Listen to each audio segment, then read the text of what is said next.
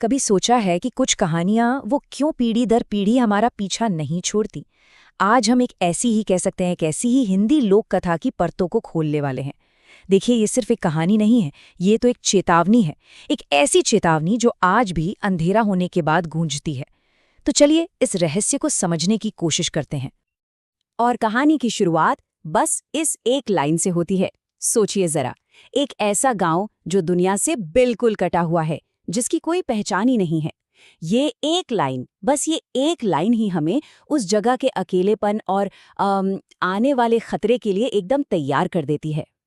तो उस गांव की अपनी कोई पहचान, कोई नाम नहीं था। उसकी पहचान थी गांव के बीचों बीच खड़े एक बहुत ही पुराने पीपल के पेड़ से। अब देखिए, हमारी लोक कथाओं में पीपल के पेड़ को पवित्र भी मानते हैं और रहस्यमयी भी।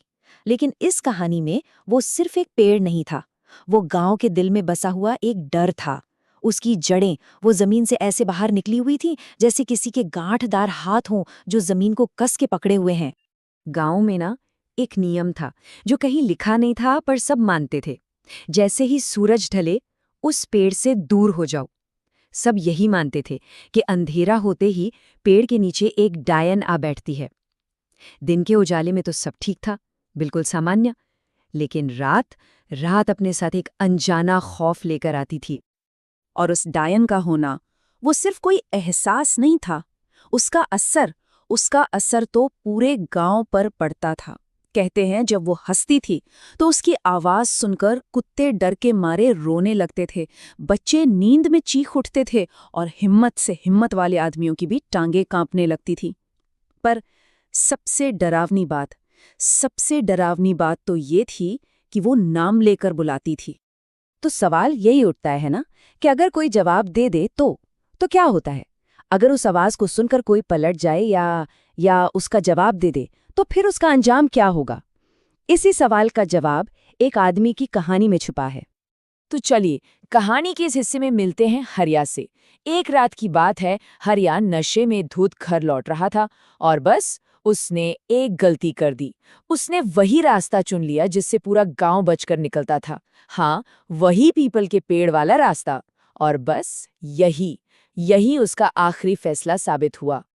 तभी घने अंधेरे में से एक आवाज आई। वो आवाज बिल्कुल उसकी पत्नी की थी, वही उसे बुला रही थी। हरिया एक पल के लिए ठिठक गया, रुक गया।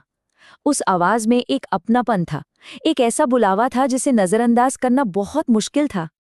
हरिया ने देखा कि पेड़ के नीचे एक औरत खड़ी है और उसकी पीठ हरिया की तरफ थी।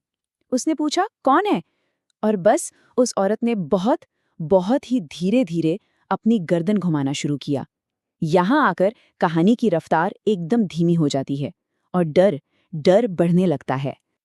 और जैसे जैसे उसकी गर्दन घूम रही थी, हरिया को कुछ बहुत अजीब महसूस हुआ। ये कोई नॉर्मल तरीके से घूमना नहीं था। उसकी गर्दन एक नामुमकिन एंगल पे घूम रही थी। क्यों? क्योंकि उसका चेहरा वहां था ही नहीं जहां उसे होना चाहिए था। और फिर हरिया ने जो देखा, उसे देखकर उसकी रूह कांप गई। उस औरत का चेहरा उसकी पीठ पर था, वो पीछे की तरफ था। सोचिए, एक ऐसा नज़ारा जो कुदरत के हर नियम के खिलाफ हो, एक ऐसा दृश्य जो किसी के भी होश उड़ा दे। हरिया ने जो देखा ना, वो किसी के भी होश उड़ाने के लिए काफी था। उसकी आंखें दहकते अंगारों की तरह एकदम लाल, मुंह ऐसा लग रहा था जैसे कान से कान तक फटा हुआ हो, और उसके पैर उल्टे थे, मतलब एड़ियां आगे और पंजे पीछे। पर सबसे खौफनाक बात क्या थी? वो जमीन पर चल नहीं रही थी, बल्कि हवा में तैर रही थी। हरिया कुछ बोल पाता इससे पहले ही वो डायन जोर से हंसी और उसने अपना नियम बताया। एक ऐसा नियम जो सुनने में जितना सीधा है ना, उतना ही जानलेवा। मतलब जिसने भी उसकी आवाज में अपना नाम सुन लिया, वो हमेशा हमेशा के लिए उसका हो गया। अगली सुबह गांव वालों को हरिया की लाश मिली। कहाँ? उसी पेड़ के नीचे।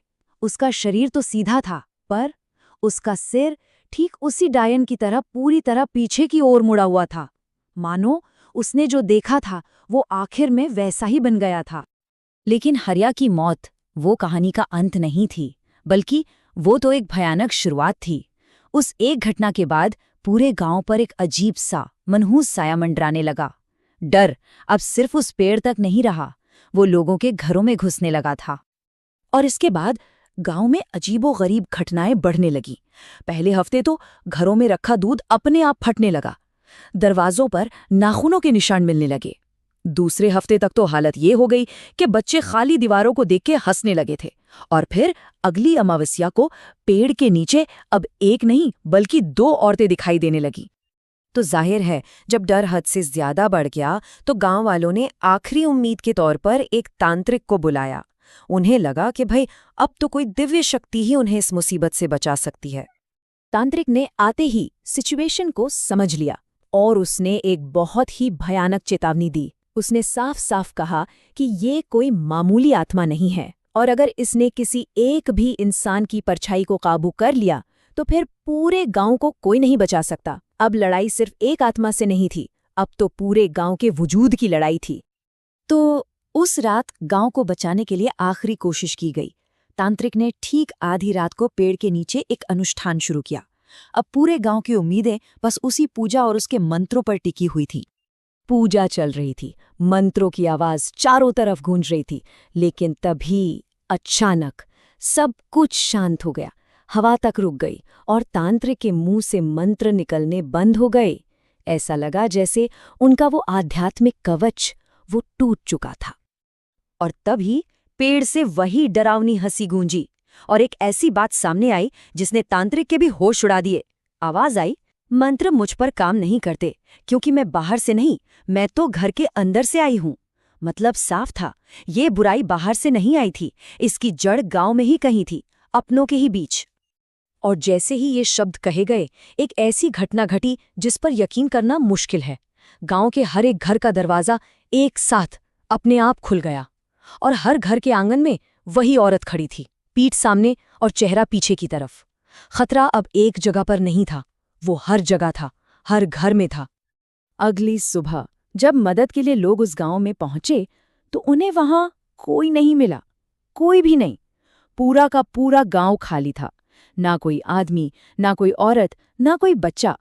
हर घर का दरवाजा खुला था, लेकिन अंदर अंदर सिर्फ सन्नाटा पसरा हुआ था। गांव में इंसानों का तो कोई नामो निशान तक नहीं बचा था, सिवाय एक चीज के। उसी पीपल के पेड़ के नीचे एक पत्थर पर कुछ शब्द खुदे हुए थे, एक संदेश। अब ये मेरा गांव है।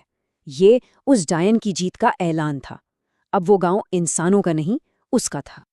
और ये कहानी जाते जाते एक बहुत जरूरी फर्क समझाती है। फर्क एक भूत और एक डायन में।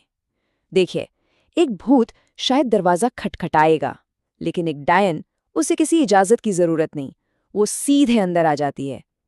ये कहानी हमें बस यही याद दिलाती है कि कुछ आवाजों का जवाब ना देना ही शायद सबसे बेहतर होता है।